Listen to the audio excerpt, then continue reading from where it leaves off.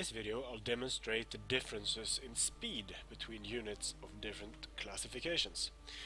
The different unit classifications go from very light to super heavy, and that is the same for all types of units. Now there are no, as far as I know, super heavy or very heavy or even heavy missile infantry.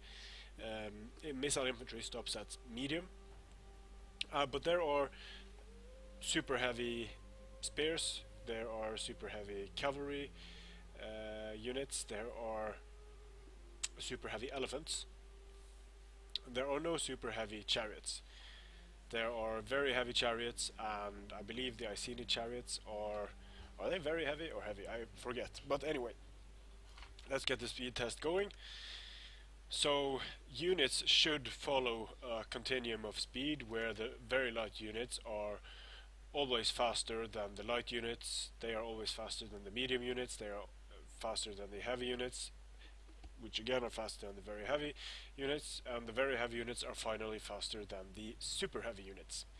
So in most cases you'll find this to be true, but not in all cases. So I'll just race these guys to the end of the battlefield. You can see already there are pretty significant differences in speed, some to be expected, like this very light missile cavalry winning out, but some kind of surprising results, at least to me.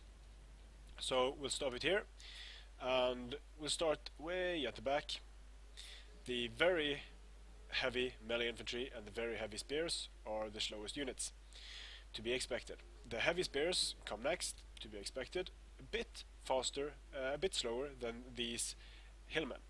Now in missile infantry I don't really know what to make of this, because the very light missile infantry is the slowest.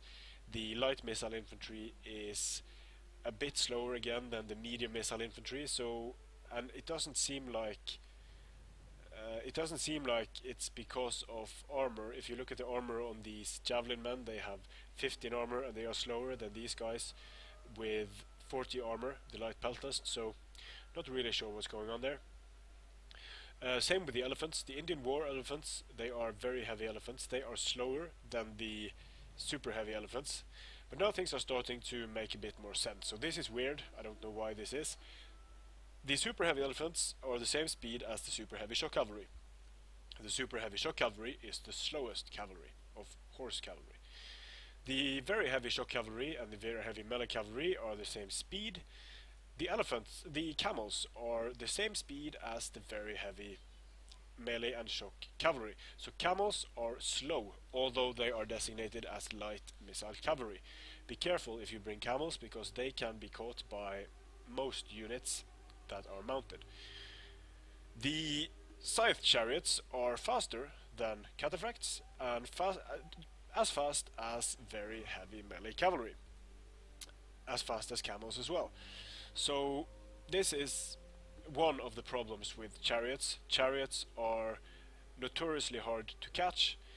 They are as fast as the units that are able to catch them. So these, for example, this Agema cavalry and these Hellenic cataphracts would be good units to try and stop them with, but the chariots are as fast as they are. And these medium cavalry won't really stop chariots effectively, they will die a lot.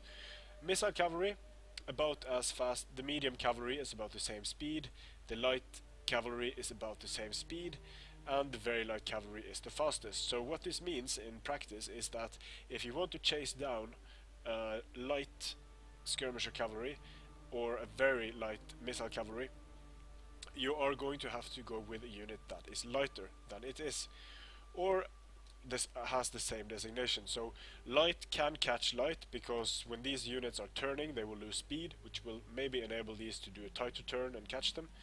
The same can be said for medium cavalry and medium missile cavalry.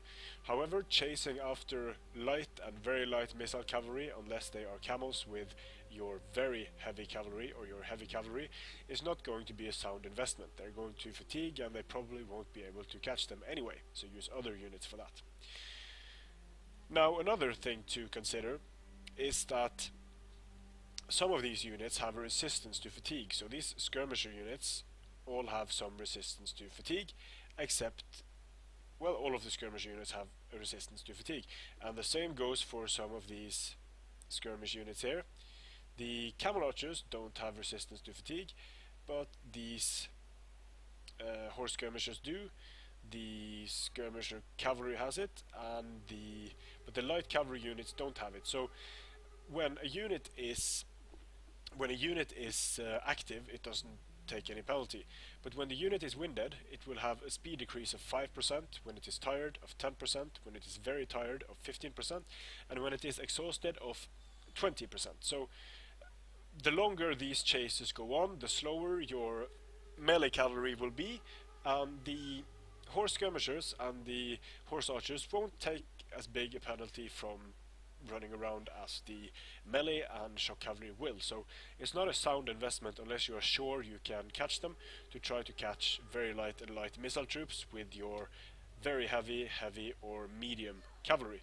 Now it can be done if you're good at microing and use several units. You can kind of herd the missile cavalry, but overall not the best investment. And the same can be said for chasing down skirmishers with heavy, very heavy melee infantry.